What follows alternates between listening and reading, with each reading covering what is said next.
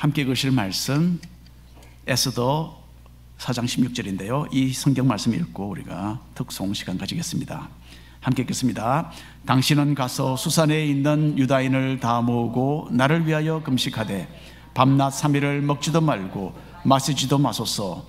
나도 나의 시녀와 더불어 이렇게 금식한 후에 규례를 어기고 왕에게 나아가리니 죽으면 죽으리이다. 아멘.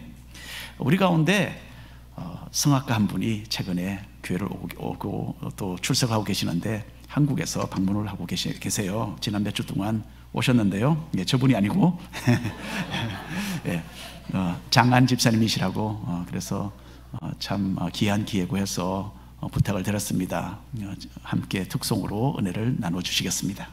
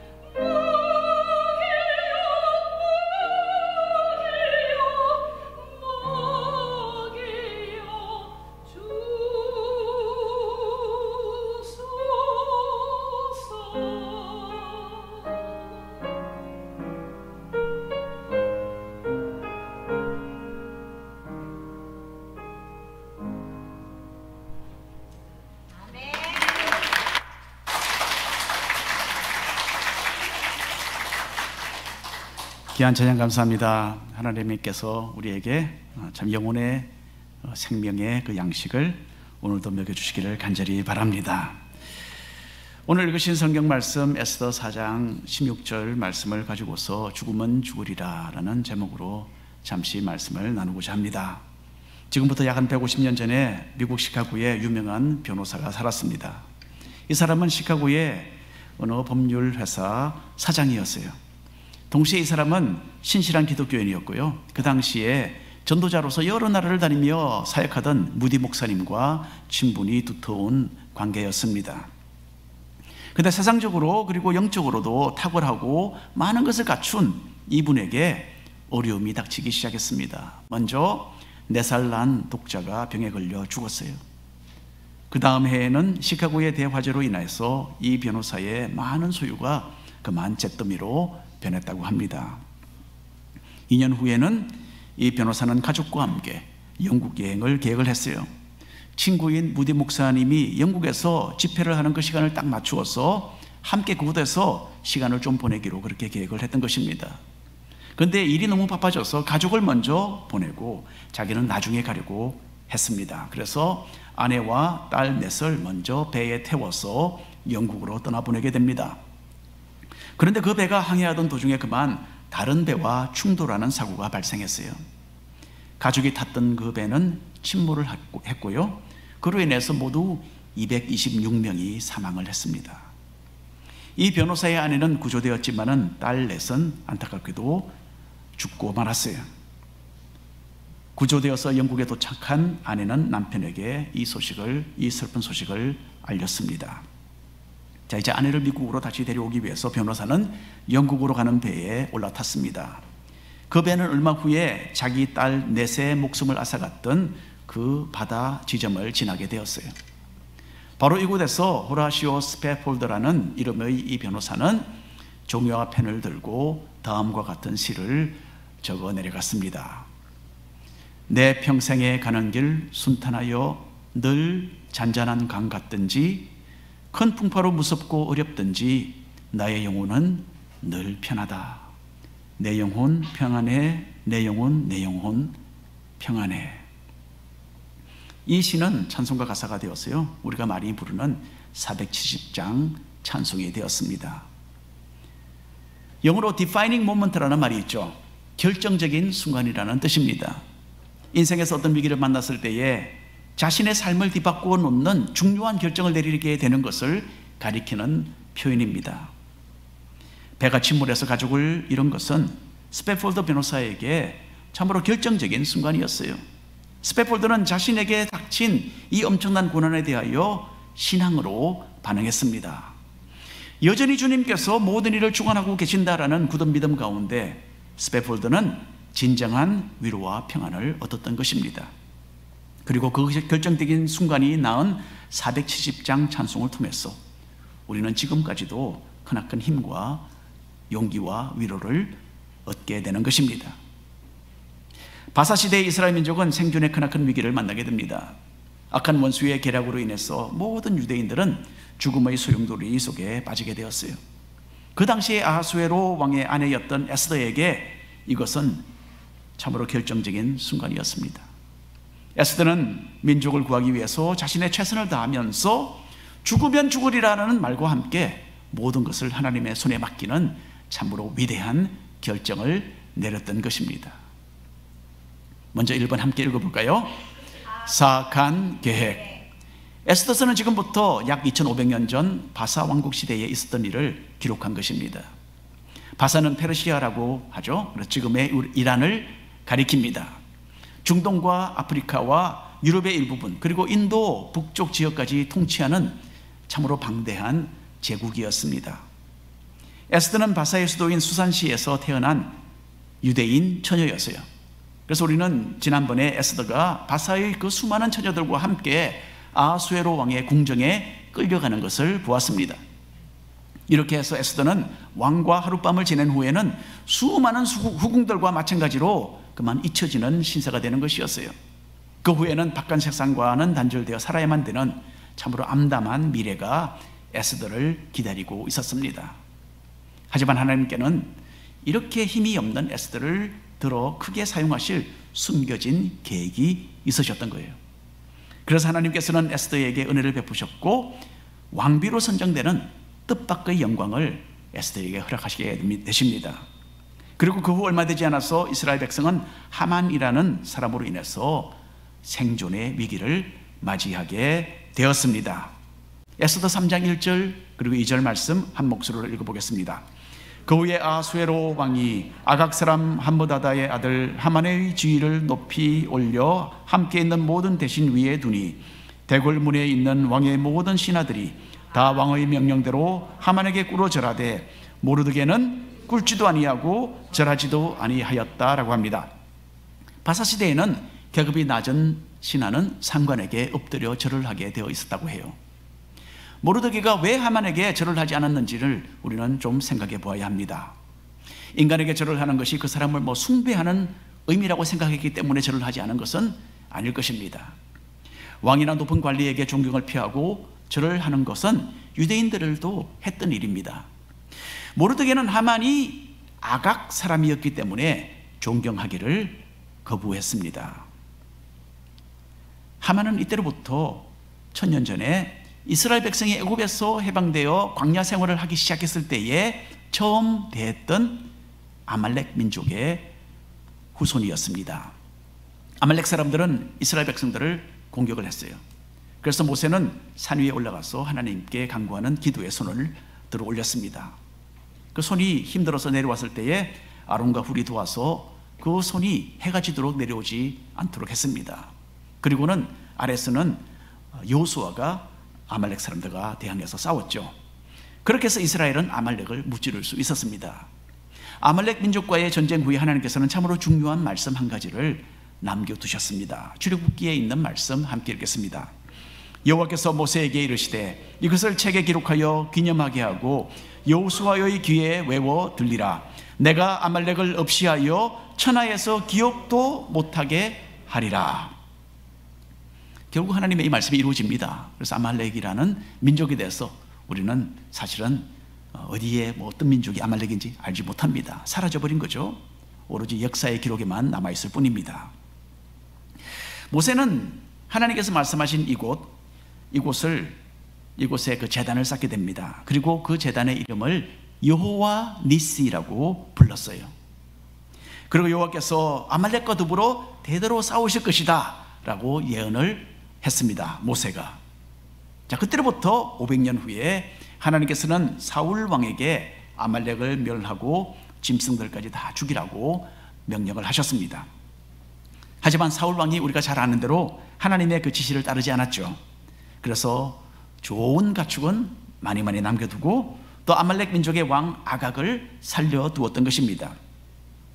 사무엘 선지자가 그 후에 도착해서 사울 왕의 불순종을 책망하죠. 그리고 하나님의 명령대로 사무엘이 아각 왕을 죽이게 됩니다.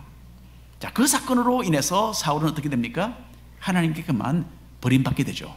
그래서 그 이야기를 우리가 잘 알고 있습니다.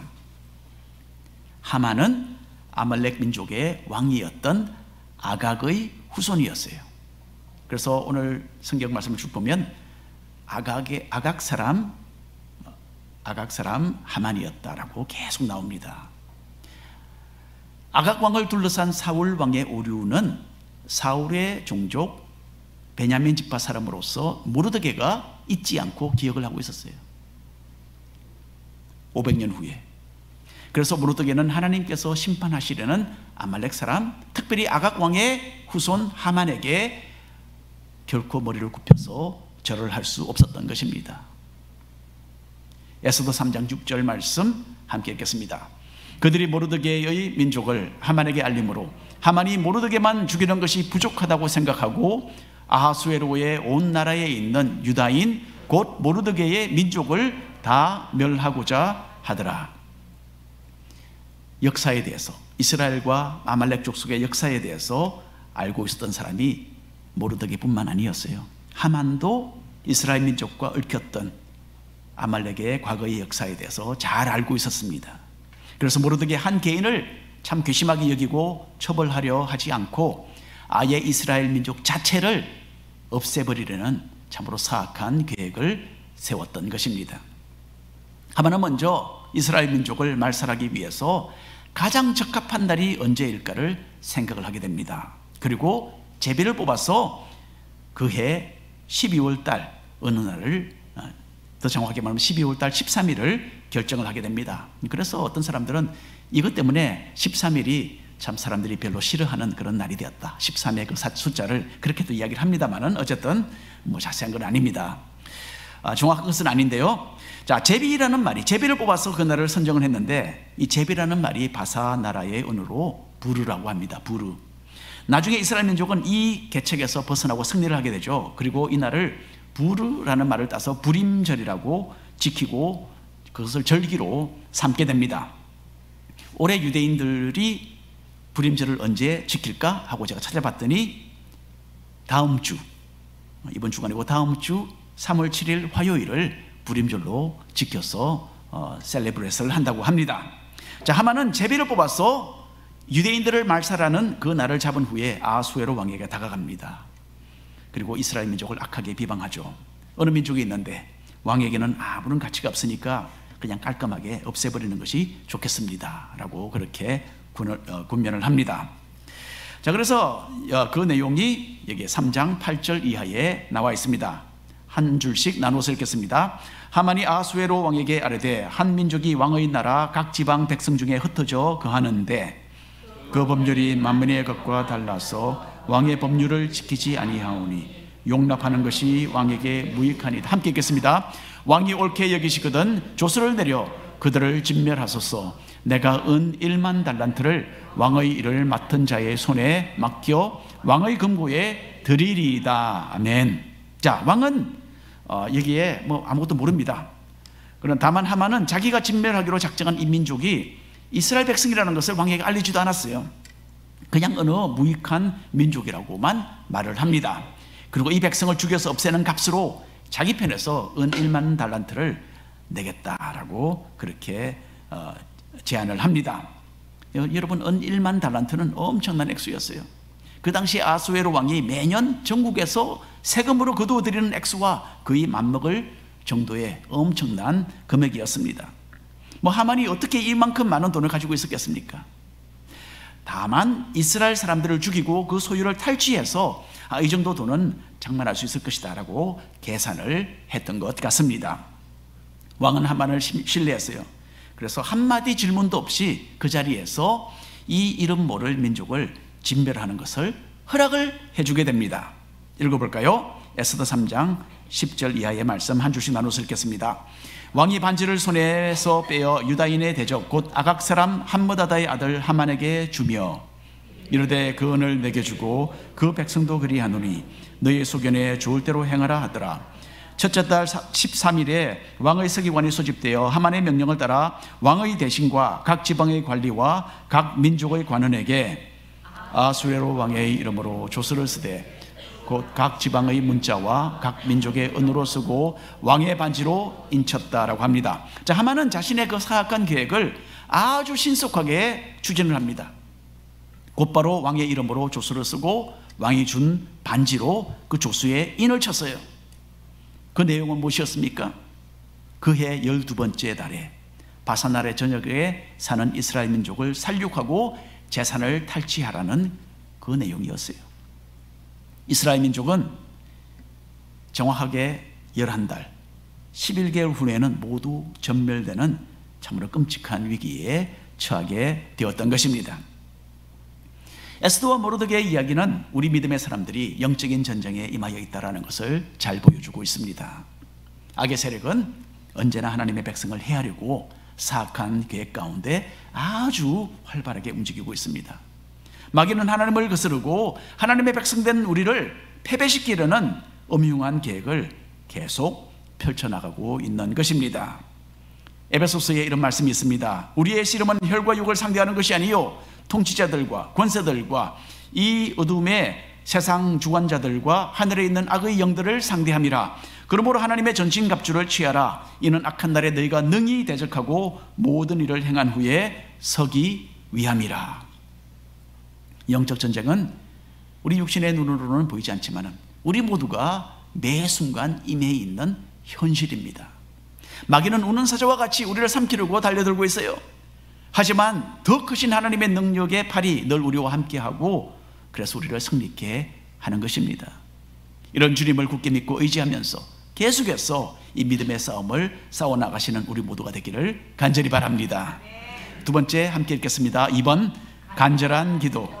자, 왕은 잘 알지 못하는 가운데 하만의 요청을 허락을 하고 하만은 자신의 계획대로 일을 추진합니다. 하만이 선포했던 조서 내용으로 온 나라는 이제 혼돈 가운데 빠지게 되죠. 하지만 왕은 이런 상황을 알지 못하고 궁궐에서 하만과 함께 술을 마시면서 흥겨운 나날을 보내고 있었습니다. 하만은 사탄의 도구로 쓰임을 받는 사람이었어요. 이제 이스라엘 백성은 지면에서 완전히 사라져버릴 그런 위험에 처해 있었습니다.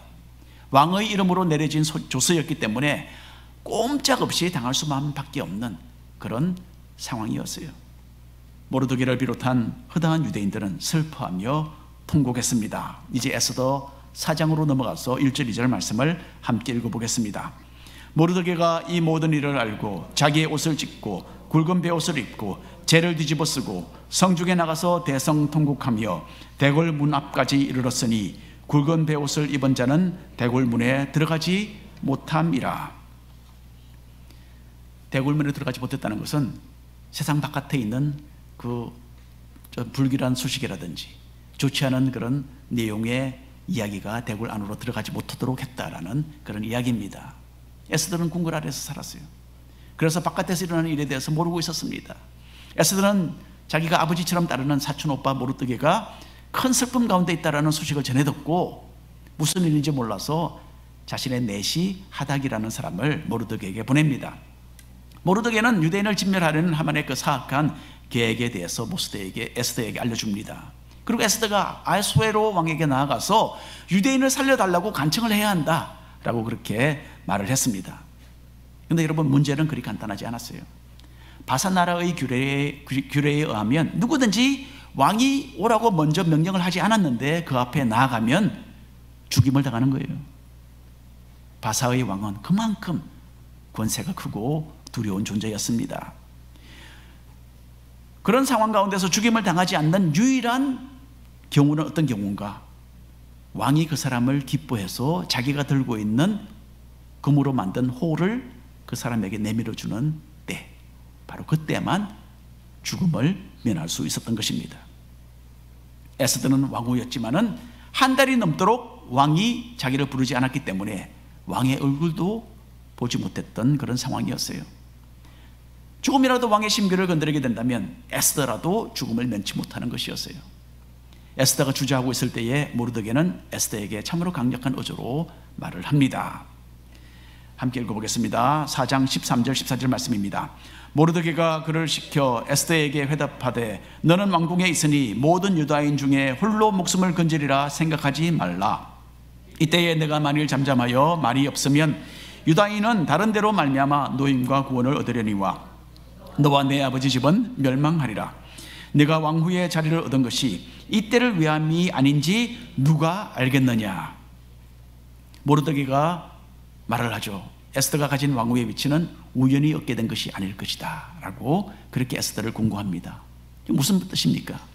모르드게는 믿음 있는 사람이었어요. 분명히 하나님의 뜻이 있었을 것이다. 그래서 너가 이 자리에 있는 것이 아니겠느냐 라고 말을 했죠. 자, 그 말을 듣고 에스더는 용기를 얻게 됩니다. 왕궁의 규례를 어기고 왕에게 나아가겠다라고 결정을 했어요. 다만 모르드게와 또 수산에 사는 모든 유대인들이 자기를 위해서 3일 동안 금식하며 중보기도를 해줄 것을 당부합니다. 그리고 자신과 자신의 시녀들도 함께 3일을 금식한 후에 왕에게 나아가겠다라고 모르드게에게 말을 했어요. 자, 오늘 본문 말씀입니다. 함께 다 같이 읽어보겠습니다. 당신은 가서 수산에 있는 유다인을 다 모으고 나를 위하여 금식하되 밤낮 3일을 먹지도 말고 마시지도 마소서. 나도 나의 시녀와 더불어 이렇게 금식한 후에 규례를 어기고 왕에게 나아가리니 죽으면 죽으리이다 하니라. 왕의 명령이 없이 그 앞에 나아가야 하는 이 상황에서 에스더에게 중요한 것은 무엇이었겠습니까? 미모로 단장하는 일이 아니겠습니까? 왕에게 최대한으로 잘 보여야지 죽음을 면하지 않겠습니까? 그런데 에스더는 여기 보니까 반대로 금식을 하기로 3일 밤낮으로 물도 마시지 않고 음식도 먹지 않는 완전한 금식을 하기로 결정을 하고 있습니다. 여러분, 금식을 해보셨겠죠?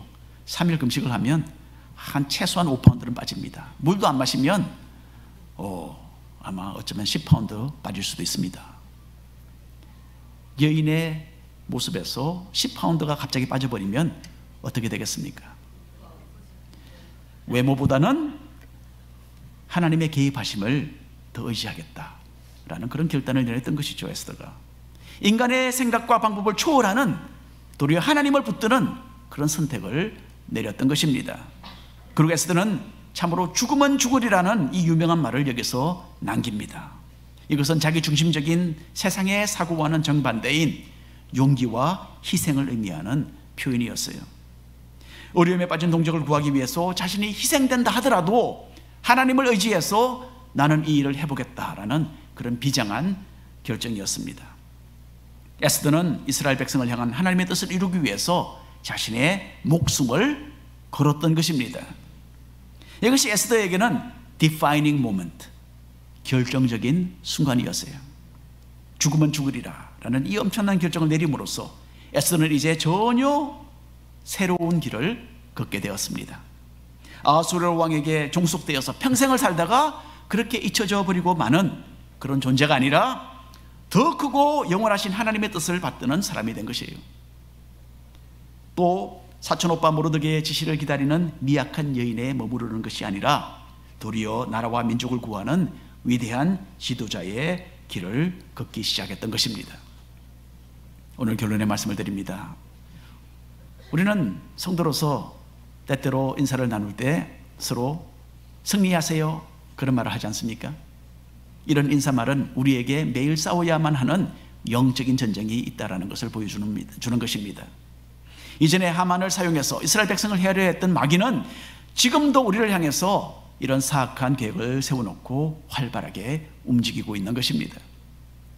신앙이 해이해져 있는 가운데서 영적인 무방비 상태로 살아간다면 우리는 참으로 씁쓸한 패배를 항상 맛볼 수밖에 없을 것입니다.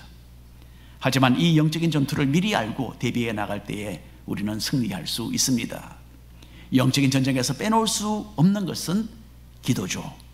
그리고 상황이 심각하다고 느껴질 때에 우리는 금식하면서 기도할 줄도 알아야 하는 것입니다. 우리 앞에는 불가피하게도 여러 가지 고난과 어려움이 펼쳐질 수밖에 없습니다. 이런 삶의 도전들을 만날 때에 낙심하거나 포기하지 말고 오히려 그것을 defining moment, 결정적인 순간으로 우리는 삼아야 합니다. 죽으면 죽으리라는 믿음의 담대한 자세를 가지고서 천국 백성으로서 힘찬 발걸음을 계속 옮겨가는 우리 모든 성도님들 되시기를 축원합니다. 기도하겠습니다.